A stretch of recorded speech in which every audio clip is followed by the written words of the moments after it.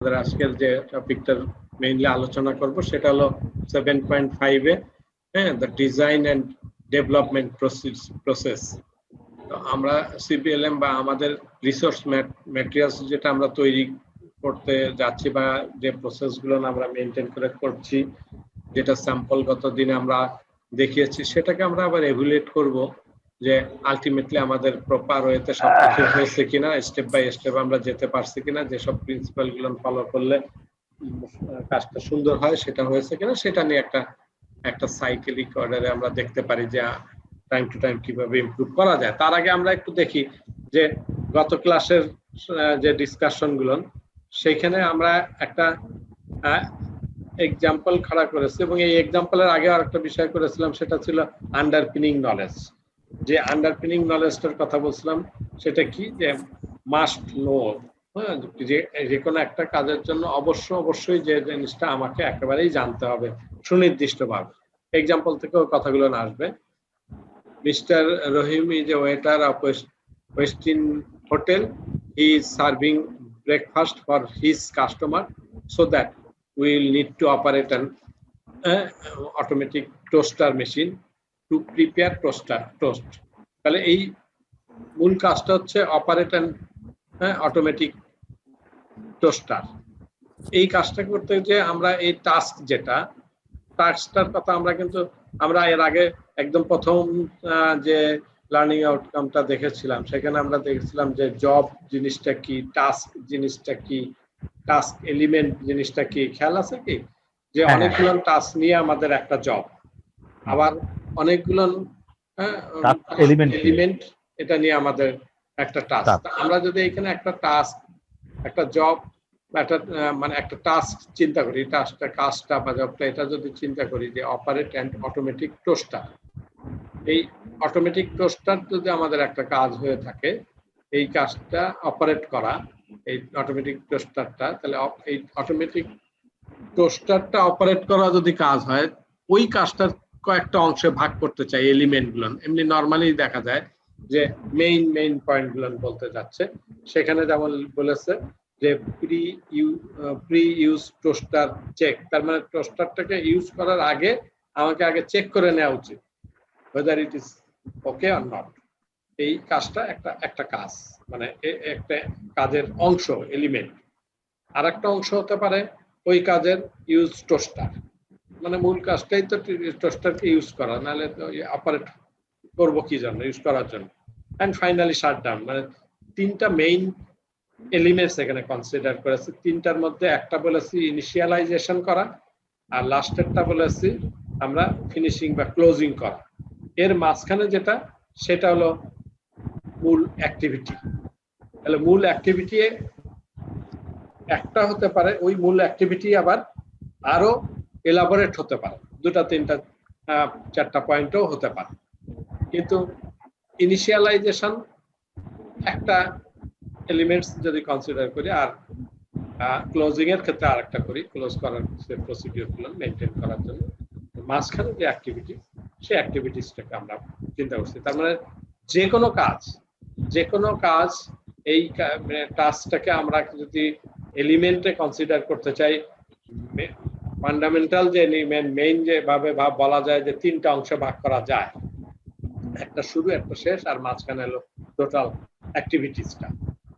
এবং এর প্রত্যেকটা অংশের, এই তিনটা অংশেরই বা এখানে একাধিক এলিমেন্ট থাকতে পারে, তার প্রত্যেকটা এলিমেন্টকে আবার ভাগ করেছি তার নলেজ, তার স্কিল, তার অ্যাটিটিউড। এবং এগুলো মোটামুটি ভাবে সব মেইন বা বেসিক কথাবার্তা। এটার মানে যে এর বাইরেও আরো থাকতেই পারে, কিন্তু একেবারে এইটুক না হলে আমার কাজ করা যাবে না। তো সেই জায়গাটা আমাকে দেখেছে তার নলেজ গুলো কি। নলেজ বলতে আমাদেরকে এখানে যেটা বলেছে যে এই ইফেক্ট, মানে টোস্টার চেকিং এর জন্য আমাকে কি নলেজ থাকা দরকার, সেখানে বলছে effect of using an unsafe toaster. তার মানে টোস্টারটা যাতে সেফলি ইউজ করা যায়, বা আনসেফ হলে কি ধরনের সমস্যা হতে পারে, সেই ইফেক্টের মধ্যে নলেজ থাকা দরকার। অর্থাৎ আমি যদি জানি যে আমার এটার জন্য যে সব মানে দুর্ঘটনা ঘটতে পারে সেই সম্বন্ধে যদি আমার নলেজ থাকে, তাহলে আমি অবশ্যই চাইবো না যে এই ধরনের ঘটনা ঘটুক, সুতরাং এই নলেজটা আমার থাকতে হবেই। দ্বিতীয় কথা হচ্ছে স্কিল, ওটা ব্যবহার মানে এই ক্ষেত্রে place toaster in safe location, কোথায় কোন লোকেশনে এটাকে রাখা উচিত, হ্যাঁ। তারপরে check toaster cable for safety, তারপরে বলেছি connect to the power supply and turn on. তাহলে প্রত্যেকটা এই একই কাজের জন্য অর্থাৎ এই প্রি ইউজের ক্ষেত্রে এই স্কিলটুকু আমার দরকার, এবং তার সঙ্গে তার অ্যাটিটিউডটা অবশ্যই দরকার যে আমাকে যে কাজটা শেষ করতে হবে সেফলি, আমি নিরাপদভাবে এই কাজটা সম্পন্ন করা বা এই শুরু করা, এটা আমাদের অ্যাটিটিউড থাকতে হবে।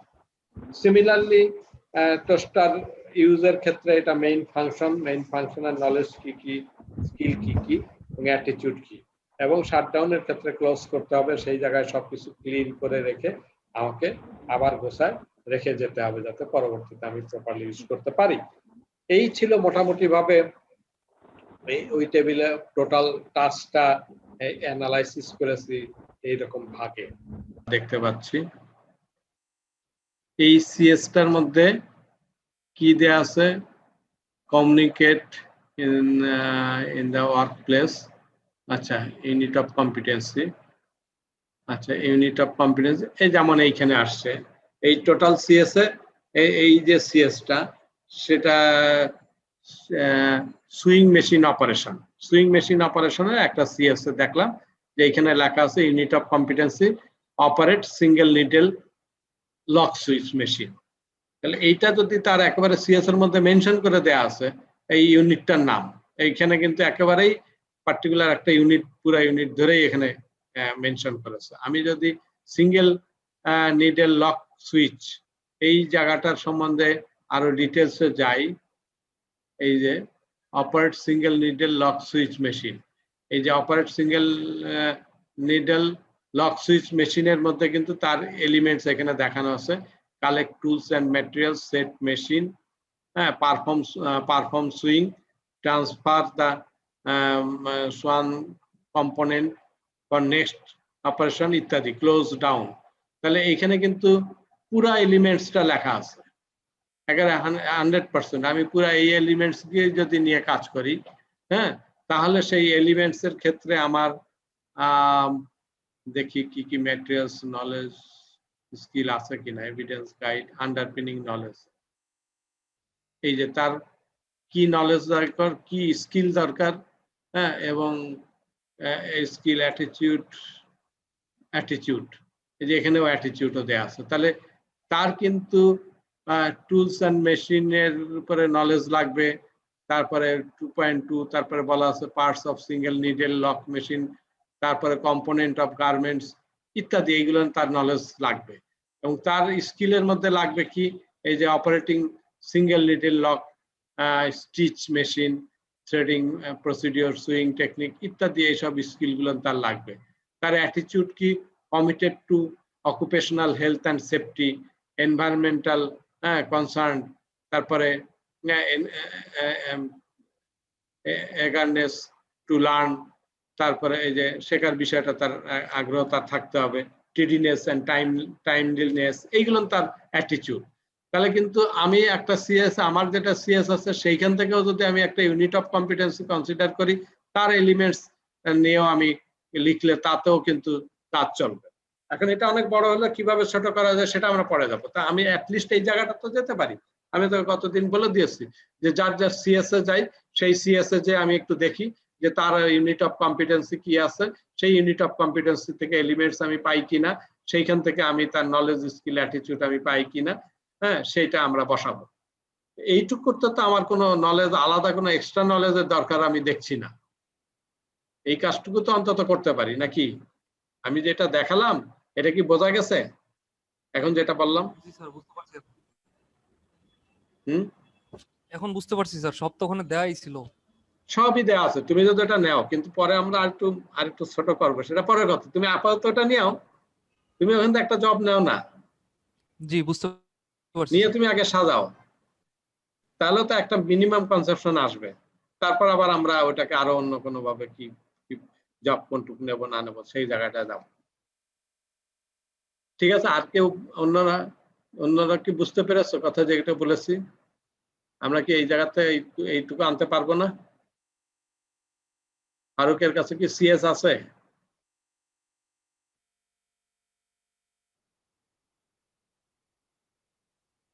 আচ্ছা, বুঝতে না পারলে আমরা একটু জিজ্ঞেস হ্যাঁ স্যারকে একটু জিজ্ঞেস করি। আমি বলি যে যদি আমার যে ওই আমার তো কম্পিউটার অপারেশনের উপর ছিল মানে একটা সিএস, হ্যাঁ ছিল যে ও যদি একটু আমাকে একটু মানে মেইল করে দিতেন কাইন্ডলি, তাহলে পরে আমি ওটাকে একটু প্রিন্ট করে নিতাম আর কি। আচ্ছা, সিএস তো দেওয়া হয়েছিল মনে হয়। দেখি আর কেউ কোনো বক্তব্য আছে?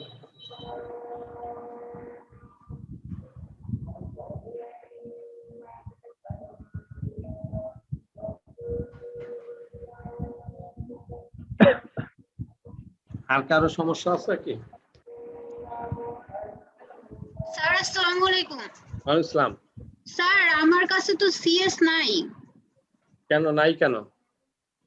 স্যার আমি এখন তো খুঁজে পেলাম না, আমি কালকেও খুঁজছি, কালকেও পাইনি স্যার। কেন? এটা তো আমি একেবারে প্রথম থেকে কিন্তু সবাইকে বলেছি, এবং এটা বিটিভির ওয়েবসাইট থেকেও সে কিন্তু নামায় নিতে পারে, প্রত্যেকেই নামায় নিতে পারে। তাহলে স্যার ওয়েবসাইট থেকে আমি নামাই নিচ্ছি। হ্যাঁ, সিএসটা থাকলে সে কিন্তু এই পেজটা আমি একদম প্রথম থেকেই বলতেছি যে আমি যে কাজগুলো করব তার সঙ্গে তো আমার সিএস এর সাথে সম্পর্ক থাকবে।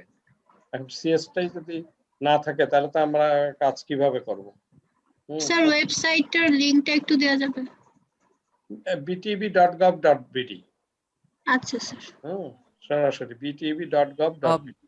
তমনাপু আমার কাছে সিএসটা আছে, আপনি চাইলে আমাকে মেইল দিতে পারেন, মেইলটা দিলে আমি পাঠিয়ে দিতে হ্যাঁ পারবো। গোবিন্দ, তাহলে তোমার মেল অ্যাড্রেসটা আমাকে একটু দাও, এখানে ইয়েতে লেখো, চ্যাট বক্সে আমি নিয়ে নিচ্ছি। ওকে ওকে। আচ্ছা, আর কার কি ব্যাপার? সবাই কিন্তু সিরিয়াস হওয়া দরকার। এই জায়গাগুলো কিন্তু অ্যাড্রেস করছি যে মিনিমাম জায়গাটুকু যদি আমরা না মানে অ্যাড্রেস করি তাহলে হবে না। আর কার সমস্যা আছে নাকি? সিএস আছে সবার কাছে? সিএস থাকলে শুভ সিএস এর থেকে আমি তো দেখাই দিলাম কিভাবে নিতে হবে। কারণ মানে যেহেতু কথা বলছো না, ধরে নিচ্ছি যে সবাই পারবে। ঠিক আছে, আমরা এবার আমরা একটু ফিরে যাই ইয়াটায় আমাদের লেসনে। আজকে লেসনে তাড়াতাড়ি অল্প কথা বলে শেষ করব, বেশি করব স্যার না। আজকে তারাবির নামাজ আছে স্যার? হ্যাঁ, তারাবির নামাজ কি বাসায় করবা না মসজিদে যাবা? স্যার সবার জন্যই তো স্যার একটা সুযোগ থাকতে হয় স্যার। ক্লাস শেষ হলে পরে হয়তো মসজিদে যাওয়ার চিন্তা ভাবনা করেছিলাম স্যার। মসজিদে তো যেতে নিষেধ করেছে সবাইকে। তাহলে স্যার বাসাতেই পড়ি। হ্যাঁ, আর কালকে তাহলে তুমি কি আচ্ছা, আবার এই ফাঁকে যেহেতু সবাই আসো আবার একটু বলে নেই, আগামী কালকে থেকে কিন্তু ক্লাস হবে সকাল 11টা থেকে 12টায়। ঠিক আছে? সবাই আমরা সকাল 11টা আলোচনা থেকে 12টা। হ্যাঁ, সবাই আলোচনা করে সিদ্ধান্ত নিয়েছি, বিভিন্ন জনের সুবিধা অসুবিধা সবকিছু মাথায় রেখে ফাইনাল ডিসিশন হয়েছে স্যার রোজার মধ্যে আমরা 11টা থেকে 12টা ক্লাস করব। কোনো সমস্যা আশা করি নাই কারো, তাই তো? কিন্তু স্যার যাদের অফিস থাকবে তখন তো না, কালকে তো 7 দিনের লকডাউন পুরা। এই সময় আচ্ছা, কোনো হ্যাঁ, এই অফিস 7 খোলা দিন নাই। হয়তো করা যাবে। হ্যাঁ, এই সেটা 7 নিয়ে দিন হয়তো আলোচনা করেছি যে কয়দিন লকডাউন আছে সেই কয়দিন 11টা থেকে 12টা যাবে। লকডাউন উঠে গেলে তখন আবার সিদ্ধান্ত নিব। ঠিক আছে? Okay sir.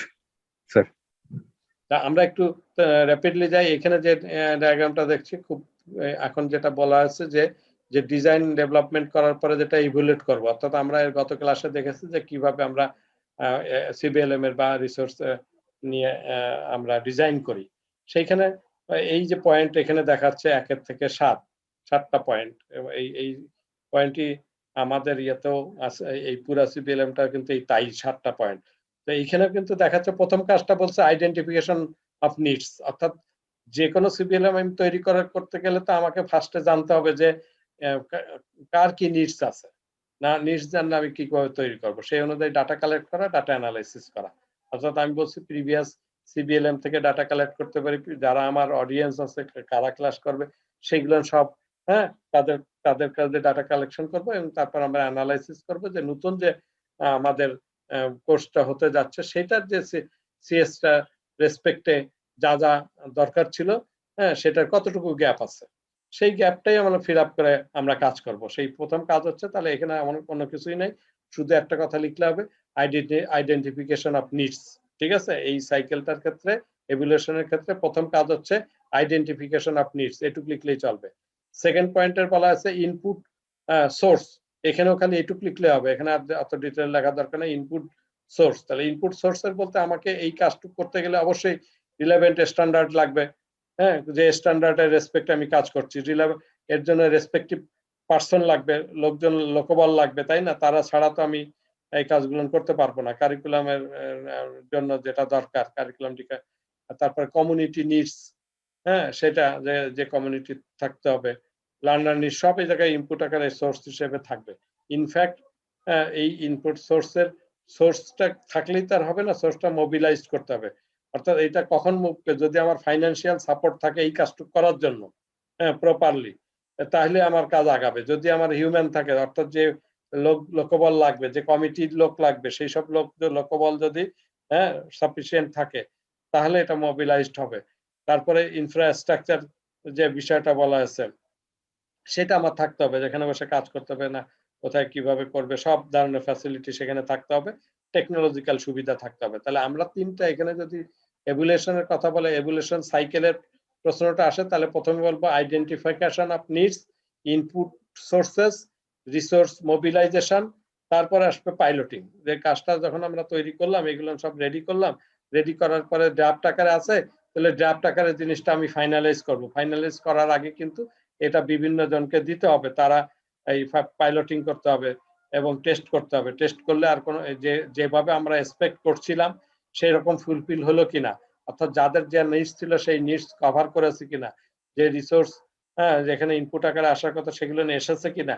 যদি সবকিছু ঠিক থেকে থাকে তো ওয়েল অ্যান্ড গুড, যদি না থেকে থাকে সাধারণত অবশ্যই ল্যাবস গ্যাপস থাকে, কোয়ালিটির দিক দিয়ে অনেক দিক দিয়ে ল্যাবস গ্যাপ থাকে, ছবি ঠিক মতন হয় নাই, ঠিক মতন প্রিন্টিং হয় না, অনেক ব্যাপার থাকে। তাহলে সেইগুলো আমরা আইডেন্টিফাই করব, আইডেন্টিফাই করে তারপরে আবার সেটা সেই যে পাইলট অনুযায়ী যে ত্রুটি বিচ্যুতি সব সংগৃহীত হইলো, সেগুলো আমরা কি করব, রিভিশন এন্ড অ্যামেন্ডমেন্ট। এরপরে আমরা এটাকে আবার এটা রিভিশন করব এবং সেই অনুযায়ী অ্যামেন্ডমেন্ট করব, অর্থাৎ যা আমরা সংশোধন করা প্রয়োজন মনে করছি সেইটা আমরা করব, করে দেন আবার ফিল্ডে ইমপ্লিমেন্টে চলে যাবে। ইমপ্লিমেন্টে চলে যাওয়ার পরে দেন এটা রিভিশন এন্ড রিভিউ, এভ্যালুয়েশন হবে, আবার এভ্যালুয়েশন হবে। পাইলটিং একরকমের হবে আর ফাইনাল এভ্যালুয়েশন এখানে এসে আবার হবে। সো এই এভ্যালুয়েশন করার পরে আবার এটা সাইকেল। তার মানে দেখা গেল যে আমি একটা বানায় মার্কেটে, তখন আমার এই ফাইনালি যখন এটা হয়ে গেল তখন কতগুলো প্রিন্ট হবে, কতজনকে এটার স্টেক হোল্ডার কারা, তারা এগুলো ভেটেড করার বিষয়ে যদি থেকে থাকে তাদের দ্বারা ভেটিং করে নিতে হবে, এভরিথিং করতে হবে। তাহলে এই 7টা পয়েন্ট খালি সাইকেলে খেয়াল রাখলে হবে। যদি আসে সাইকেলটা তো ছবি দেখাই যায়। তাহলে identification needs, input source, source mobilisation, piloting, revision, implementation, evaluation, এই হলো সাইকেল আমাদের। এরপরে যেটা ইউটিলাইজেশন যে ক্রাইটেরিয়া, ছোট দুটা কথা আছে এখানে, বেশি আর কিছু নাই। একটা হলো ইউটিলাইজেশন ক্রাইটেরিয়া ফর ইমুলেশন সিবিএলএম। ওই সিবিএলএম প্রবর্তন করার ক্ষেত্রে আমার কি ক্রাইটেরিয়া ইউটিলাইজ করতে হবে, সেখানে বলছে অন দা এই আমি যে জিনিসটা তৈরি করব তাহলে সেটার কি আছে, তাহলে এটা তৈরি করার আগের বিষয়টা আমার ভাবতে হবে, আমরা এটা তৈরি করার পরে কি অবস্থা তৈরি হলো সেটা আমাকে ভাবতে হবে, এবং যখন এটা তৈরি হচ্ছে তখন প্রসিডিউরের মধ্যে থেকে কিভাবে কাজটা হবে। তিনটা ধাপে, তিনটা ডোমেইনে আমি এই চিন্তাটা করতে পারি। সেটা বলছে before the materials is used. আমরা ম্যাটেরিয়ালস আমরা এখানে ইউজ করতে চাই, সেটা ইউজ করার আগে আমার ভাবতে হবে যে এটা ইউজ করলে আমি পারফেক্ট জায়গায় আমি পৌঁছাতে পারবো কিনা। সেটা after the material has been use হওয়ার পরে কি অবস্থা হলো, and during the period of its utilisation. এই তিনটা ধাপে আমাকে এই প্রবর্তনটা হয়ে থাকে সেটা বলছে। শুরুতে কি ভাবতে হবে, ম্যাটেরিয়ালস ইউজ করার আগে, এবং ইউজ করলে কি সুবিধা পাইলাম না পাইলাম সেটা, এবং মানে during the period of utilisation. এই তিনটা কথা এখানে আসছে ক্রাইটেরিয়া ব্যাপারে। আর টেকনিক্যাল ক্রাইটেরিয়ার ক্ষেত্রে টেকনিক্যাল সাপোর্টের বিষয়টা আসবে। সরি, টেকনিক্যালের ব্যাপারে কি আছে, যে টেকনিক্যাল যে ম্যাটেরিয়াল যেগুলো আমি ইউজ করতে চাচ্ছি, হ্যাঁ, এক্সিস্টিং হোক বা প্রেজেন্ট হোক, সেটা সেই ম্যাটেরিয়ালসটা লংজিভিটি কেমন, কোয়ালিটি কেমন, এটা টেকনিক্যাল পয়েন্ট অফ ভিউতে সেটা ভাবতে হবে। আমি যে এই সঙ্গে যেসব রিসোর্স গুলো ব্যবহার করব সেগুলোর ডিউরেবিলিটি কেমন হবে সেটা ভাবতে হবে। আমি অডিও ইউজ করতে পারি, আমরা ফিডব্যাক ডিভাইস নিয়ে বলতেছি বা তার অ্যাকুরেসি নিয়ে কথা বলছি, অথেন্টিসিটি নিয়ে কথা বলতেছে, হ্যাঁ, এই পিকচার গুলোর কোয়ালিটি কেমন হবে, এভরিথিং হলো টেকনিক্যাল ব্যাপার। সেই টেকনিক্যাল প্রবর্তনের বিষয়টাও আমরা এখানে রেখেছি। এই দুটো পয়েন্ট মেইনলি এখানে আজকে যে আলোচনায় 3টা পয়েন্ট আছে, ওই একটা সাইকেলের কথা বলা হচ্ছে, হ্যাঁ, এভুলেশন সাইকেলের কথা, আর এই দুটা পয়েন্ট এই হলো আলোচনার বিষয়। এর বাইরে আর কিছু আজকে নাই আলোচনা। এখানে আমাদের যেটা আলোচনা যে আমাদের একটা জব শিট তৈরি করতে হবে, এটা কিন্তু আমরা অলরেডি দেখাইছি যে কভার পেজ একটা আমরা বলেছি যে সিবিএলএম এর মেইন 3টা পার্ট, একটা হলো জব শিট, একটা স্পেসিফিকেশন শিট, হ্যাঁ, আর একটা কি ইনফরমেশন শিট। তাহলে জব শিটটা দেখাইলাম কেমন চেহারা, আমরা আমাদের হাতের কাছেই আছে। আমার যদি এটা একটা টাস্ক রেখে থাকে, অবশ্যই একটা টাস্ক এটা আমাদেরকে তৈরি করতে হবে, আমরা দেখাইছি আমাদের এভিডেন্স শিটে আছে। সুতরাং একটা জব শিট এরকম হুবহু দেখে আমরা করব। আমরা এরপরে যেটা বলছে ইনফরমেশন শিট, ইনফরমেশন শিটের মধ্যে কি থাকে, কন্টেন্ট কি থাকবে, সেইটা লার্নিং অবজেক্টিভ লেখা থাকে ইনফরমেশন শিটে।